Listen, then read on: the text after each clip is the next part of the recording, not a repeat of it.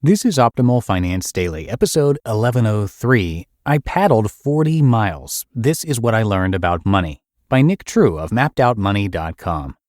And I'm Dan. I am here every single day reading to you from the best personal finance blogs on the web. We take these great posts from our authors and we turn them into nice, convenient little podcasts for you.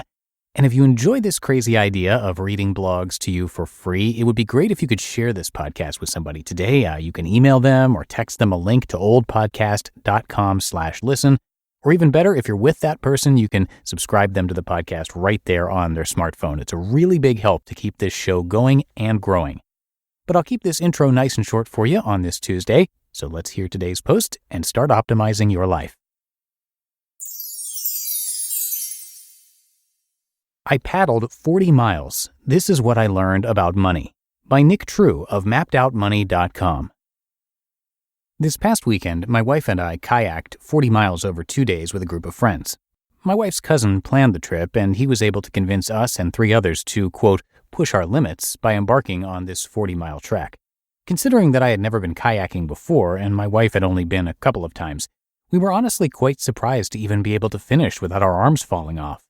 Obviously, a trip like this requires a lot of physical endurance, but what many people don't see is that mental endurance is often what separates the boys from the men. To give another example, a few weeks ago, my wife and I were running our first half marathon. I guess we really bought into this whole pushing our limits idea. Now, some people run and some people jog, but we like to settle in at a pace we call a shuffle. So we set out from the starting line of the half marathon at a not-so-brisk shuffle, feeling a little uncomfortable in the midst of so many people who appeared to be legit runners. You know who I'm talking about. They have the coordinating outfits, the waist belts, and the shirts with inspirational workout quotes on them. But what we were surprised to find was that our shuffle pace actually served us pretty well. Many of the people around us who looked so impressive were walking less than a mile into the race. Which brings me to my point. When it comes to accomplishing your goals, much of your success is dependent on your mental endurance and the ability to pace yourself. Tools don't matter, your mindset does. During both our kayaking trip and our half marathon, my wife and I kept a constant rhythm and pace. It really wasn't very fast, but it was constant. We kept moving, we kept going. It was completely mental. Were we tired? Absolutely. Did my shoulders feel like they were going to fall off near the end? You bet. But that didn't stop us from moving, and that's what made the difference. It didn't have anything to do with our tools. It was all mental. So many people get hung up on having the fanciest equipment or the coordinated running outfit, but often these things actually keep us from reaching our goals. We say, well, I can't do this until I'm able to buy that. I'll work out more once I get that gym membership.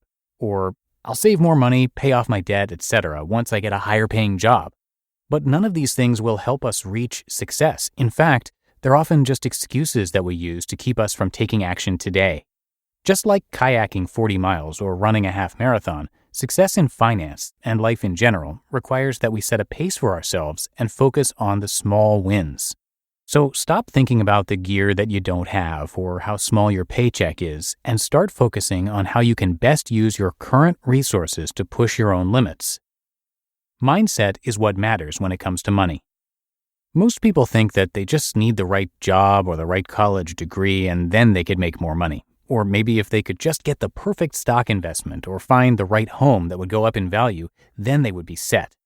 When it comes to making more money, investing wisely, saving a lot, or paying down debt, your mental stamina matters more than anything else. You've got to keep going. You can't focus on the tools you don't have. That will never get you anywhere. Instead, focus on the path forward. Focus on putting one leg in front of the other, or in my case, one paddle in front of the other. Managing money well and building wealth is much more about your mental toughness than it is about finding the right tools.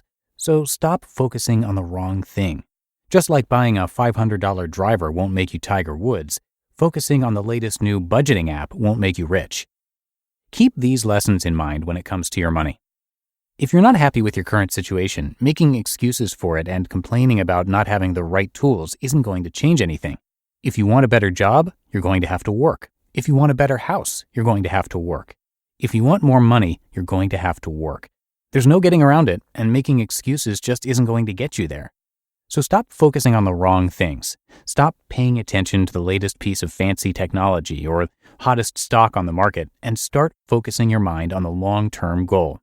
Then just keep going. You can do it. You really can. All it takes is a little hard work. You just listened to the post titled, "I Paddled 40 Miles. This is What I Learned About Money," by Nick True of MappedOutMoney.com.